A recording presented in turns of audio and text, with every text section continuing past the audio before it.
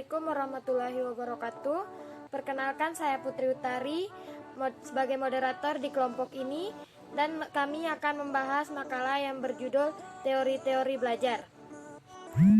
Pertama-tama saya akan menjelaskan tentang teori itu sendiri, yaitu adalah pengertian dari teori adalah serangkaian bagian atau variabel, definisi, dan dalil yang saling berhubungan yang menghadirkan sebuah pandangan sistematis mengenai fenomena dengan menentukan hubungan antar variabel dengan maksud menjelaskan fenomena alamiah. Lobovit dan Hagedorn mendefinisikan teori sebagai ide pemikiran teoritis yang mereka definisikan sebagai menentukan sebagaimana dan mengapa variabel-variabel dan pernyataan hubungan dapat saling berhubungan. Kata teori memiliki arti yang berbeda-beda pada bidang-bidang pengetahuan yang berbeda pula tergantung pada metodologi dan konteks diskusi. Secara umum, teori merupakan analisis hubungan antara fakta yang satu dengan fakta yang lain pada sekumpulan fakta-fakta. Sedangkan secara lebih spesifik, di dalam ilmu sosial, terdapat pula teori sosial. Neumann mendefinisikan teori sosial adalah sebagai sebuah sistem dan keterkaitan abstraksi dan ide-ide yang meringkas dan mengorganisasikan pengetahuan tentang dunia sosial. Sejarah teori pembelajaran Amerika pada abad ke-20 terbentuk sebuah arus besar yang mendominasi bidang ini yang dikelilingi oleh tantangan-tantangan dan dipelajari arah yang berlawanan.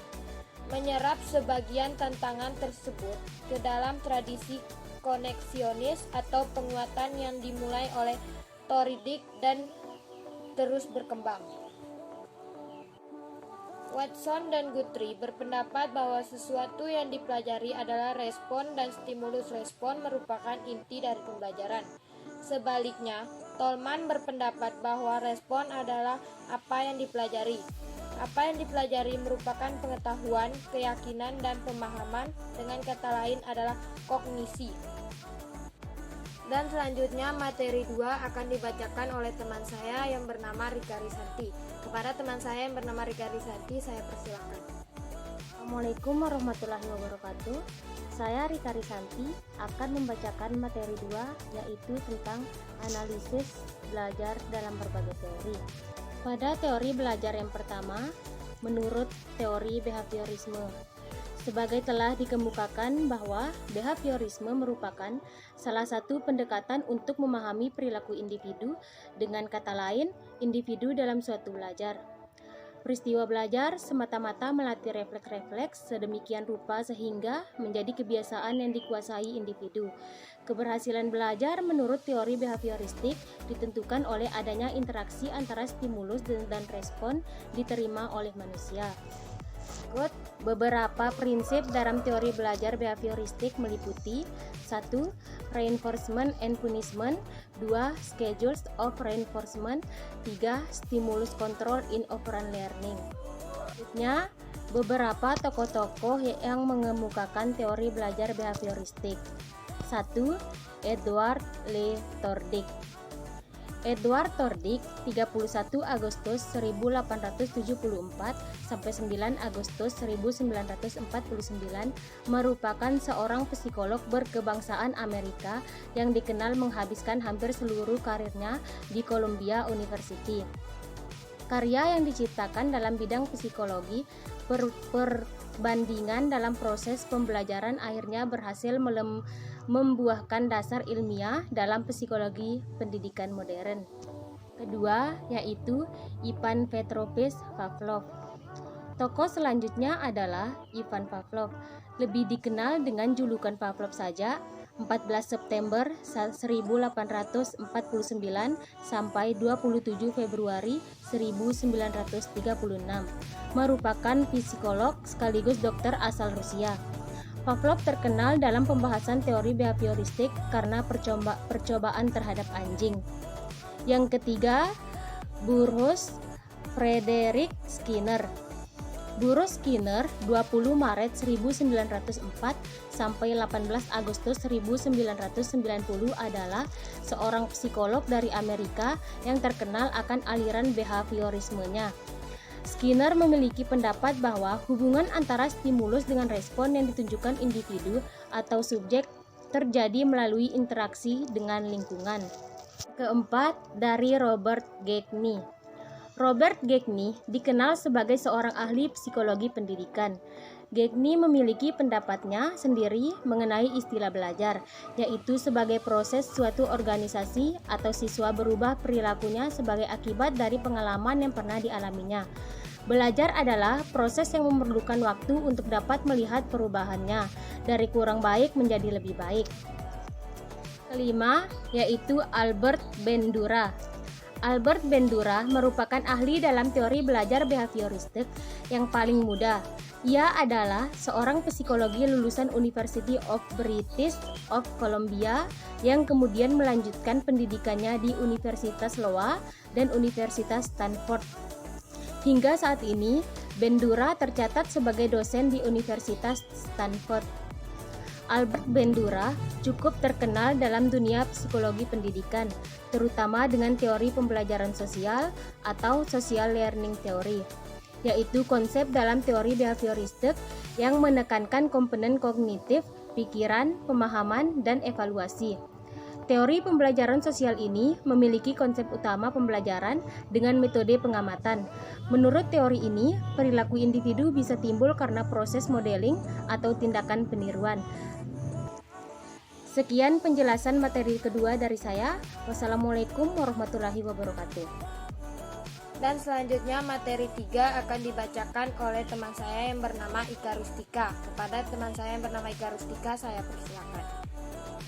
Assalamualaikum warahmatullahi wabarakatuh. Saya akan menjelaskan tentang belajar menurut teori kognitif.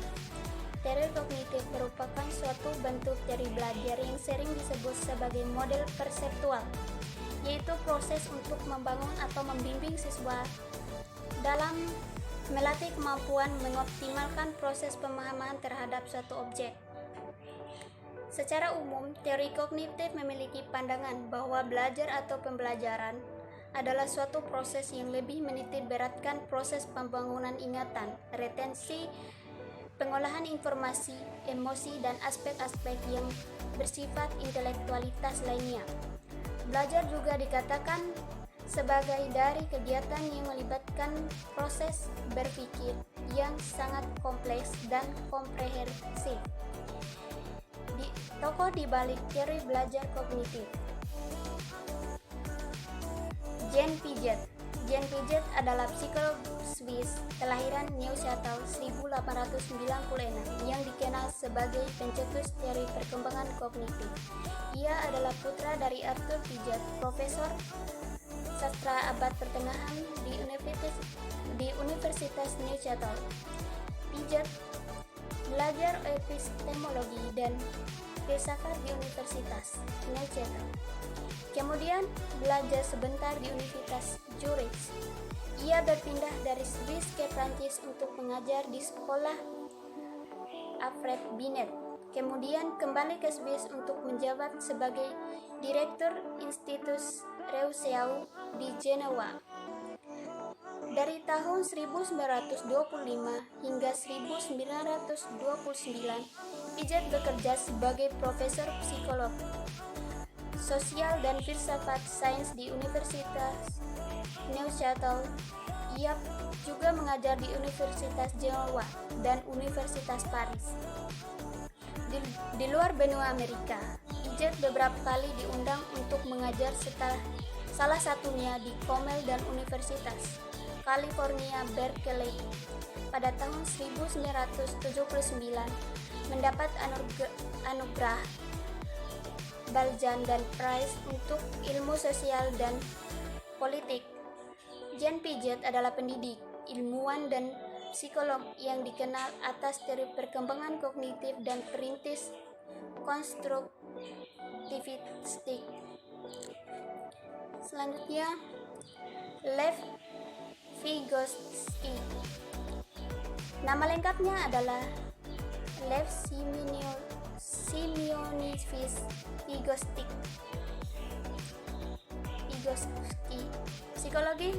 psikolog Uni Soviet, kelahiran Orsa, Belarusia 1896, meninggal 11 Juni 1934, yang dikenal sebagai kontributor teori konstruktivistik sosial, Zone of Proximal Development, dan kontributor beberapa teori Marxis. Lahir dari keluarga keturunan Yahudi Rusia. Pada tahun 1913, ia diterima di Universitas Moskow, yang pada suatu kota mahasiswa Yahudi yang belajar di sana sangat berpengaruh, namun Lev tidak pernah menyelesaikan studinya.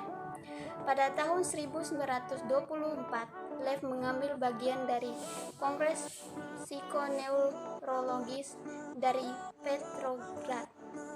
Setelah kongres, Lev menerima undangan menjadi peneliti di Institut Psikologi di Moskow dan memulai karirnya sebagai staf ilmuwan. Tingkat dikenal dengan lingkaran perumusan Vygotsky dan pencetus teori Zone of Proximal Development. Menurut Vygotsky, interaksi sosial berperan penting dalam proses tumbuh kembang anak. Ia menekankan pentingnya masyarakat dan budaya dalam mendorong pertumbuhan pesat. Selanjutnya, Robert Jezny. Robert Miles Jezny, psikologi Amerika, kelahiran 21 Agustus 1916, meninggal pada tanggal 28 April 2002. Jezny belajar di Universitas Yale, kemudian melanjutkan pasca sarjana di Brown University. Selanjutnya, Jezny mengambil gelar PhD pada tahun 1940 di Connection College for Women. Mempelajari banyak tentang perilaku. Setelah Perang Dunia, Jezny bekerja sebagai pengajar di Universitas Negeri Florida. Kembali ke Connecticut College for Women pada tahun 1958. Jezny menjadi profesor di Universitas Princeton, di mana penelitiannya difokuskan pada pembelajaran masalah pada pembelajaran matematika.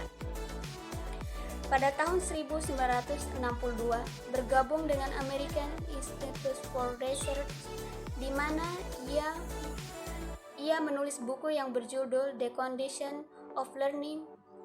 Robert Jezny menghabiskan masa usianya sebagai pengajar di Universitas California, Berkeley, kemudian di Universitas Negeri Florida. Belajar menurut Jezny adalah perubahan kemampuan manusia yang terjadi melalui proses pembelajaran terus-menerus, yang bukan saja disebabkan oleh pertumbuhan saja. Ia mengutarakan teori belajar spesifik learning condition, yang terdiri dari 7 peristiwa belajar. Yang pertama, memperoleh perhatian, melakukan tujuan pembelajaran, menstimulasi hasrat belajar, menampilkan isi, menyajikan panduan pembelajaran, menampilkan kinerja, dan memberikan umpan balik. Selanjutnya, menurut Jerome Brunner, Seymour Brunner, psikolog Amerika, kelahiran 1 Oktober 1915, yang dikenal sebagai kontribusinya dalam psikologi kognitif dan teori belajar kognitif dalam psikologi. Pendidikan lahir dari keluarga imigran Yahudi Polandia. Orang tua menyekolahkannya di Universitas Duke dan PhD dalam ilmu psikologi dari Universitas Harvard pada tahun 1945. Kembali ke Harvard sebagai profesor psikologi dan terlibat dalam penelitian psikologi kognitif. Pada tahun 1970, meninggalkan Harvard untuk mengajar di Universitas Oxford. Pada tahun 1980, bergabung di New York University. Di antara mahasiswanya yang terkenal ada Profesor Howard Gardner. Selanjutnya David Ausubel. David Ausubel adalah psikolog Amerika kelahiran Brooklyn, New York, 25 Oktober 1918 yang dikenal atas kontribusinya dalam bidang psikologi pendidikan. Ausubel belajar di Universitas of Pennsylvania dalam bidang psikologi. Kemudian melanjutkan studi kedokteran di Universitas Middlesex. Kemudian magang di rumah sakit Gouverneur. Ausubel mendapat gelar master dan PhD dalam psikologi perkembangan dan Universitas Columbia pada tahun 1950. Ausubel dikenal atas kontribusinya dalam teori belajar. Dan untuk materi terakhir, yaitu materi 4 dan 5 akan dibacakan oleh teman saya yang bernama Muhammad Aditya. Kepada Muhammad Aditya, saya persilakan. Assalamualaikum wabarakatuh. Nama saya Muhammad Aditya. Saya akan menjelaskan dari teman saya, yaitu 5. Belajar menurut teori humanistik. Teori humanistik menjelaskan bahwa proses belajar harus dimulai dan ditunjukkan untuk kepentingan memanusiakan manusia, atau proses humanisasi.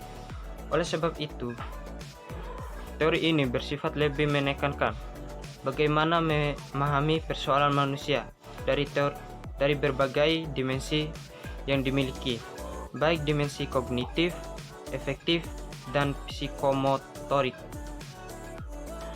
Selanjutnya, pergeseran teori-teori belajar.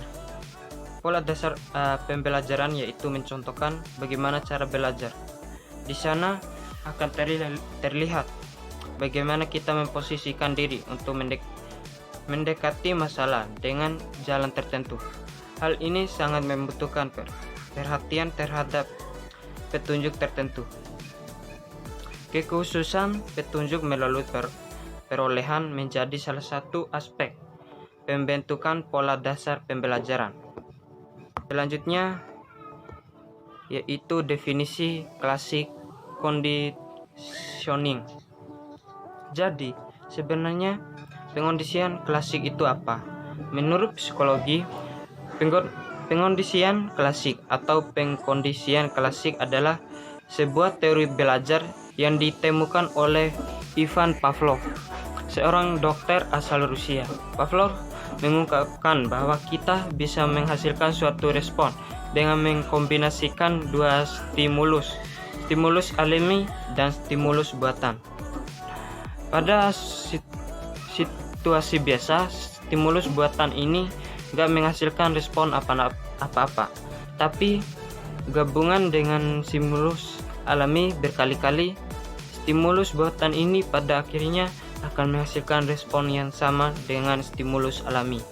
Selanjutnya, definisi operan conditioning.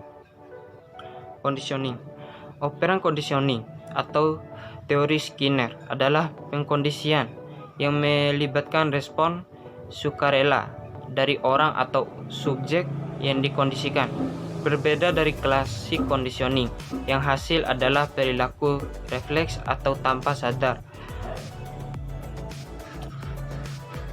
Respon dari pengkondisian operan adalah pilihan dari si subjek itu sendiri. Misalnya, berkendara nih, kamu pakai helm atau sabuk karena peraturan. Kalau peraturan dilanggar, kamu akan mendapatkan hukuman. Hukuman ini adalah salah satu bentuk operan conditioning atau kita bahas